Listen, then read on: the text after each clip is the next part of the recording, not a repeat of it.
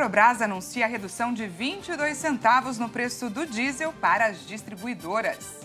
Setor de serviços cresce em junho pelo segundo mês seguido. E você vai ver também. Operação Petróleo Real fiscaliza postos de gasolina no Distrito Federal e em Goiás. Falta de medicamentos é relatada em quase todas as farmácias do estado de São Paulo. Dezenas de pessoas foram infectadas com um novo vírus de origem animal na China. E ainda, a terceira e última superlua do ano poderá ser vista a partir de hoje. Essas e outras notícias você confere a partir de agora. Olá, boa tarde, seja muito bem-vindo a essa edição. Estamos ao vivo e agora são 1h02 pelo horário de Brasília. Boa tarde, Dani. Boa tarde, Pati. E boa tarde, é claro, a você que nos assiste. Vamos juntos conferir o que é notícia no Brasil e no mundo nesta quinta-feira. E a gente já começa essa edição com uma boa notícia e de última hora. A Petrobras anunciou a redução de 22 centavos por litro no preço do diesel. A queda é de 4,07% no valor para as distribuidoras a partir de amanhã. Com a segunda baixa em uma semana, o valor do combustível vai passar de R$ 5,41 para R$ 5,19 por litro, Paty. Isso, Dani. E considerando a mistura obrigatória de 90% de diesel e 10% de biodiesel para a composição do combustível vendido nos postos, a Petrobras afirma que a parcela que recebe do valor final do preço ao consumidor vai passar de R$ 4,87 em média para R$ 4,67 a cada litro vendido na bomba.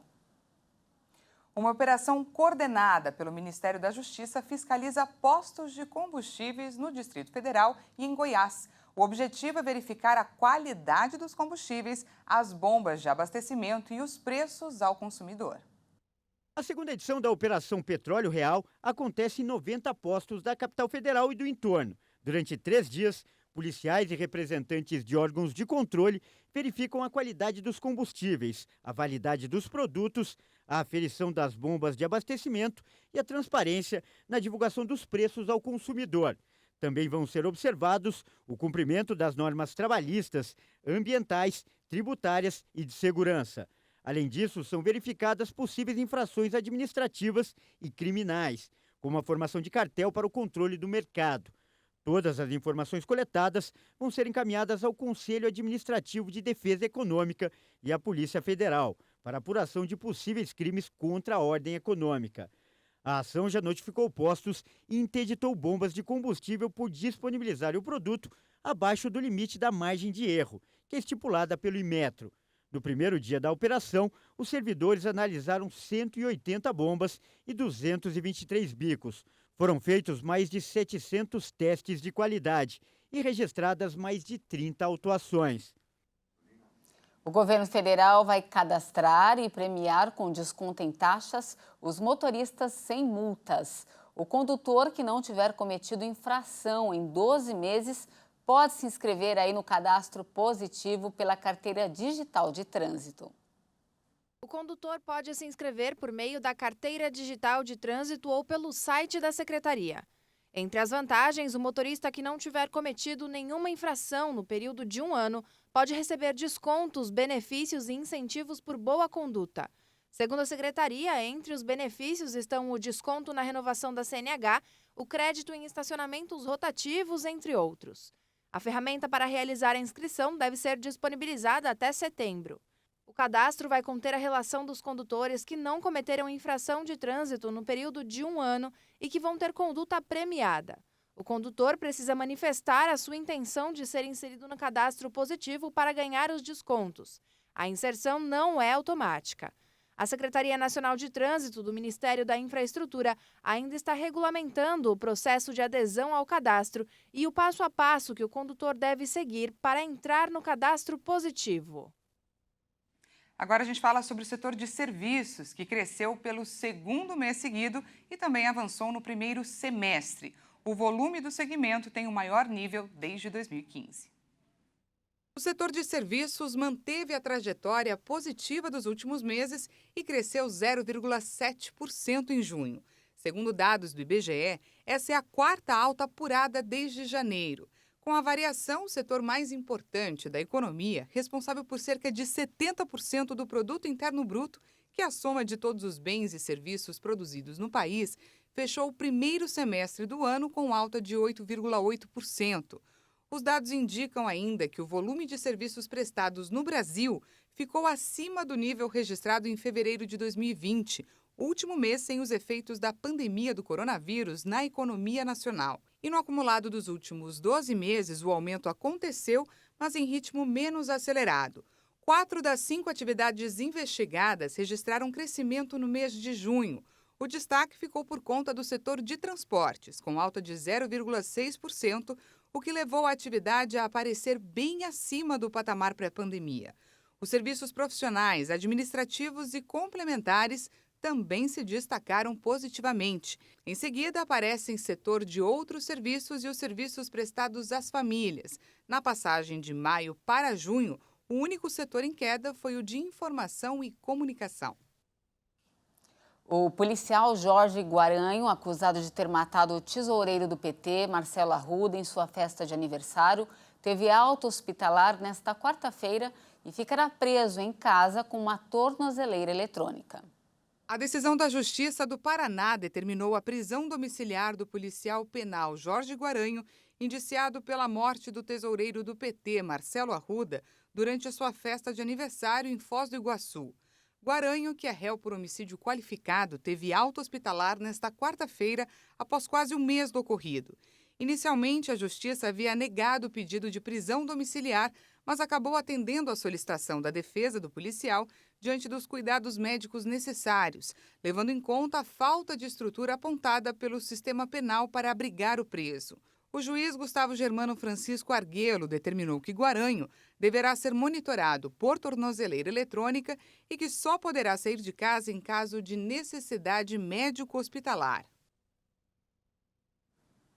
Um levantamento feito pelo Conselho Regional de Farmácia de São Paulo indicou que a maioria das farmácias do estado tem falta de medicamentos, Paty. É muito preocupante. Olha, e os produtos pediátricos com fórmulas líquidas estão entre os mais procurados.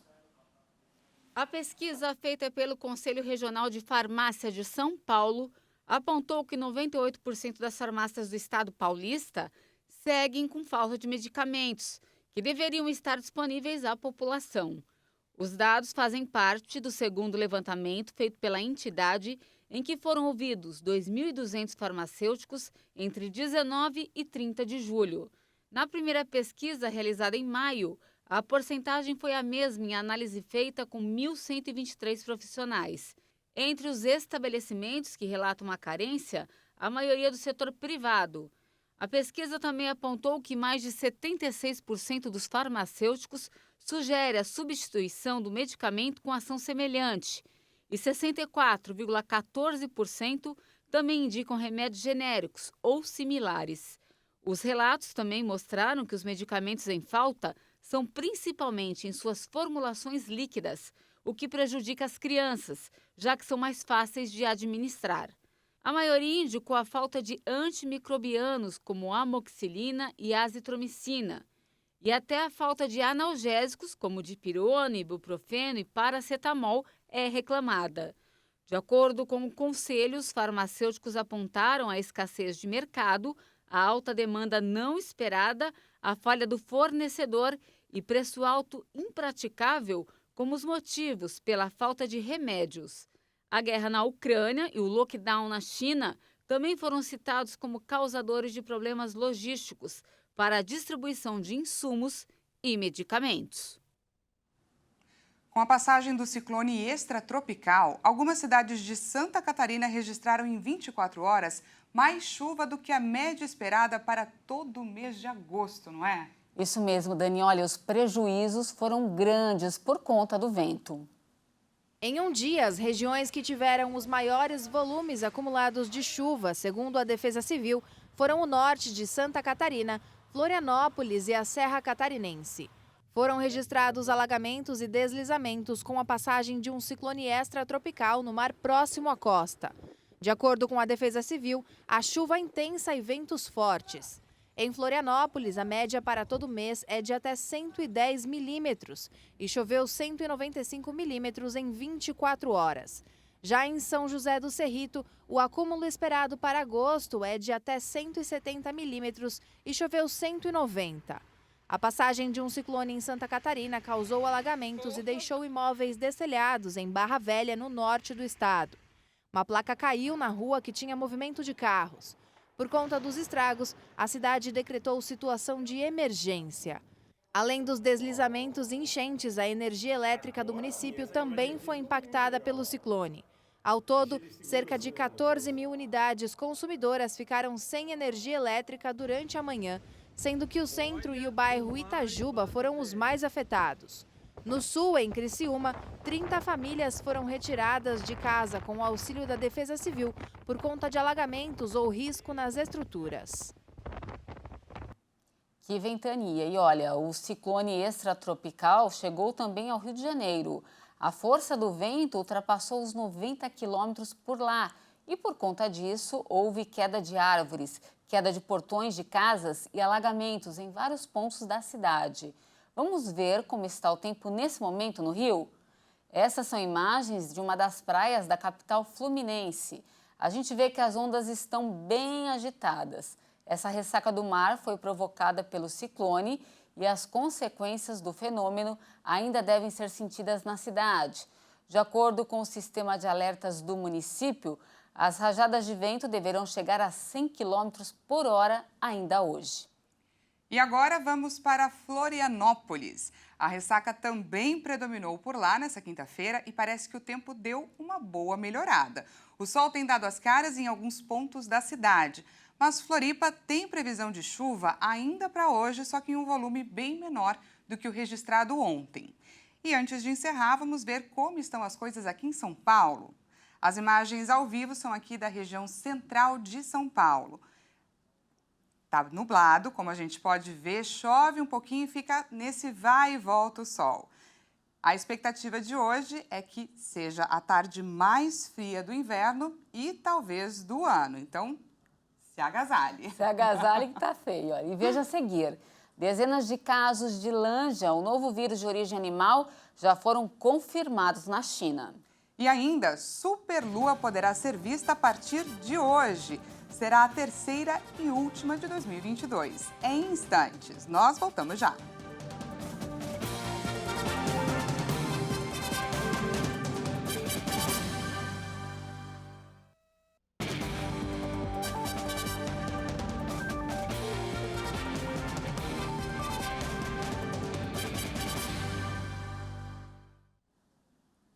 Estamos de volta ao vivo, agora são 13 horas e 17 minutos pelo horário de Brasília e voltamos com destaque internacional. Dezenas de pessoas foram infectadas com o novo vírus de origem animal na China, chamado Lanja. Por enquanto, a transmissão entre seres humanos foi descartada. O Lanja enipavírus causa sintomas como febre, cansaço, tosse, náusea e dor de cabeça. Os cientistas acreditam que o musaranho, um pequeno mamífero, pode ser o animal que transmitiu o vírus aos humanos. De acordo com um relatório publicado no início de agosto pela revista médica americana New England Journal of Medicine, 35 pessoas foram infectadas na China. Os pacientes, principalmente agricultores, não tiveram contato próximo nem exposição comum a um patógeno, de acordo com o estudo, o que implica uma infecção esporádica em humanos. Alguns desenvolveram anormalidades nas células sanguíneas. Outros tiveram problemas de função hepática e renal, de acordo com o relatório. Lanja foi detectado pela primeira vez em 2018, mas foi formalmente identificado apenas recentemente. Os cientistas consideram prematuro se pronunciar sobre a possibilidade de transmissão do vírus de pessoa para pessoa, dado o pequeno número de casos. De acordo com pesquisadores da China, Singapura e Austrália, que contribuíram para o relatório, são necessárias mais pesquisas para entender melhor a doença associada ao vírus. 6 países, entre eles Alemanha, Áustria, Grécia, Polônia, Romênia e Suécia, vão enviar ajuda para a França combater os incêndios florestais. Até agora, mais de 40 mil hectares foram consumidos pelas chamas neste ano no país. 4 aviões da Unidade da União Europeia de Combate a Incêndios foram enviados pela Grécia e pela Suécia. Equipes de bombeiros da Alemanha, da Polônia, da Áustria e da Romênia também estão a caminho, como resposta a um pedido de ajuda do governo francês. 8 grandes focos de incêndio permanecem ativos no território, alguns em áreas pré-alpinas, à beira do Mar do Sudoeste, no centro montanhoso. As chamas já queimaram 6.000 hectares na cidade de Gironde, região que perdeu 14.000 hectares há cerca de um mês. Mais de 40.000 hectares de floresta foram incendiados desde o início do ano na França, número muito maior do que a média anual dos 15 anos anteriores. A previsão meteorológica é de tempo aberto em todo o território, sem chuva até domingo. Julho foi o mês mais seco no país desde março de 1961. Além da falta de água e dos incêndios, autoridades e agricultores estão preocupados com o impacto nas colheitas. O milho representa um desafio especialmente delicado, já que exige muita água de forma regular e é essencial para o gado. Alguns veículos foram incendiados em 2 estados no México em protesto à detenção de narcotraficantes. Uma pessoa morreu e várias foram presas.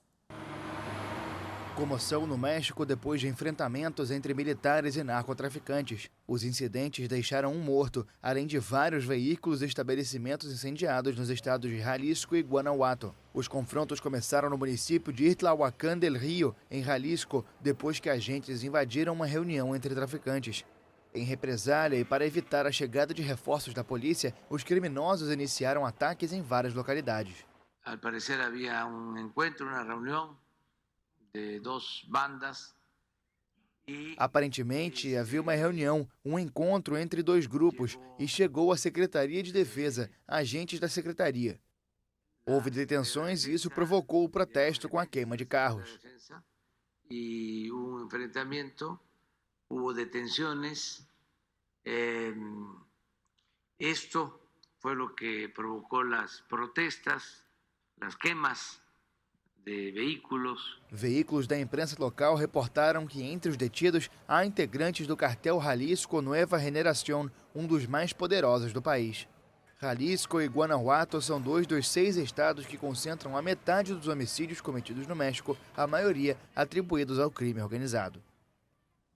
A irmã de Kim Jong-un revelou nesta quinta-feira que ele teve Covid-19. O líder da Coreia do Norte comemorou a vitória sobre o vírus que causou um surto no país. Esta é a primeira vez que uma autoridade norte-coreana revela que o dirigente do país, que sempre teve sua saúde vigiada de perto pelos analistas, foi infectado pelo vírus. Nosso líder estava com febre alta durante os dias dessa guerra de quarentena, mas não conseguia se deitar um momento enquanto pensava nas pessoas pelas quais era responsável. Yo-jong também atribuiu o surto de Covid à Coreia do Sul por permitir que ativistas enviem balões com propaganda e dólares americanos para o outro lado da fronteira. As autoridades norte-coreanas acreditam que os objetos carregavam o vírus, mas o Ministério Sul-Coreano da Unificação respondeu que esta é uma afirmação sem fundamento. Presidindo uma reunião com profissionais de saúde e cientistas, Kim Jong-un declarou vitória sobre o surto de Covid-19. O país isolado, que impôs fechamentos rígidos de fronteiras desde o início da pandemia, anunciou um surto da variante Ômicron na capital Pyongyang em maio e ativou um sistema máximo de prevenção de epidemias de emergência. Desde 29 de julho, as autoridades não relataram novos casos. A Coreia do Norte registrou quase 4.800.000 infecções desde o final de abril, com apenas 74 mortes de acordo com o balanço oficial. Os especialistas afirmam que o regime comunista tem um dos piores sistemas de saúde do mundo, com hospitais mal equipados, poucas unidades de terapia intensiva e nenhum tratamento ou vacinas contra a Covid. Na Islândia, a erupção de um vulcão se tornou alvo de turistas que buscam uma aventura inesquecível. O passeio envolve uma caminhada de mais de 90 minutos para chegar até o local. Vamos ver. A erupção no Monte Fagradalsfjall, na Islândia, atrai cada vez mais curiosos fascinados com o espetáculo da natureza. O fenômeno, que começou no início de agosto, está localizado a cerca de 40 quilômetros de Reykjavik, a capital do país, e fica em uma área de difícil acesso. Os turistas precisam passar por uma trilha de cerca de 90 minutos para chegar ao local. Começamos do estacionamento, fizemos uma subida em toda a trilha. Vimos lava antiga de um ano atrás que está toda preta, então já te coloca no clima. Depois tem um campo de pedras que é muito difícil de passar. Então chegamos, estávamos no cume, escalamos e a primeira coisa que vimos era uma lava muito laranja, fluorescente, que realmente chamava atenção. É muito emocionante ver uma erupção diretamente assim, é realmente fantástico.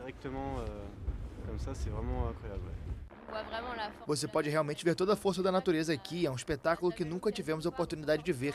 É diferente de trilhas com paisagens bonitas, é algo que provavelmente só vamos ver uma vez na vida, então vamos lembrar disso por algum tempo. A Islândia possui atualmente 32 sistemas vulcânicos considerados ativos, o que representa o maior número do continente europeu. A lava no Monte Fagradalsfjall se ergue em uma rachadura de 360 metros de comprimento, com jatos de lava que chegam a 15 metros de altura. O fluxo de lava nas primeiras horas de cada erupção foi calculado em 32 metros cúbicos por segundo, valor de 4 a 5 vezes maior do que a erupção no início de 2021.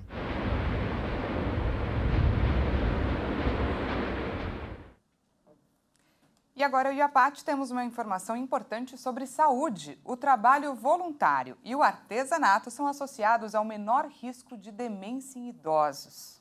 Isso, Dani. Pesquisadores relacionam uma série de atividades de lazer que podem aí contribuir para evitar o declínio cognitivo na terceira idade.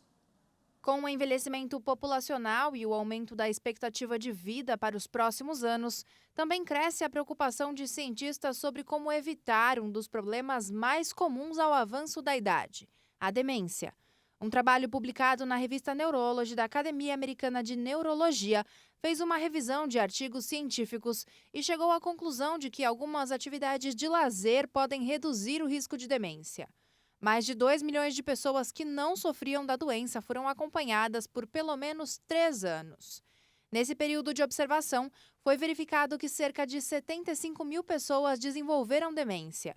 Os autores do trabalho concluíram que indivíduos que se envolviam em alguma atividade de lazer tiveram um risco menor de desenvolver a doença, em comparação com aqueles que não faziam nada.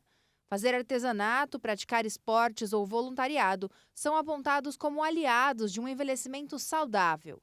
As atividades mentais, como leitura e jogos, foram associadas a um risco 23% menor de demência. Já as atividades físicas, como caminhada e natação, contribuem com um risco 17% menor. E as pessoas engajadas em eventos sociais, como aulas e trabalho voluntário, tiveram 7% menos chances de ter a doença. E olha só que bacana, está prevista para hoje mais uma superlua. De acordo com a Agência Espacial Americana, essa será a terceira e última superlua de 2022 e poderá ser observada de todo o país sem a necessidade de nenhum equipamento especial. Esse fenômeno acontece porque a Lua alcança o seu ponto mais próximo da Terra. Isso faz com que a Lua fique bem maior e bem mais brilhante que o normal. O fenômeno poderá ser observado até a noite de sábado. Vamos torcer aí para o tempo tá bom, né? Para conseguir ver. Verdade, né? Frio e chuva? Ninguém merece. Essa edição fica por aqui. Muito obrigada pela sua companhia. Uma ótima tarde para você e até amanhã. Não se esqueça que daqui a pouco o Kleber Werneck chega com mais informações, a 1h50. Uma ótima tarde para você e até amanhã.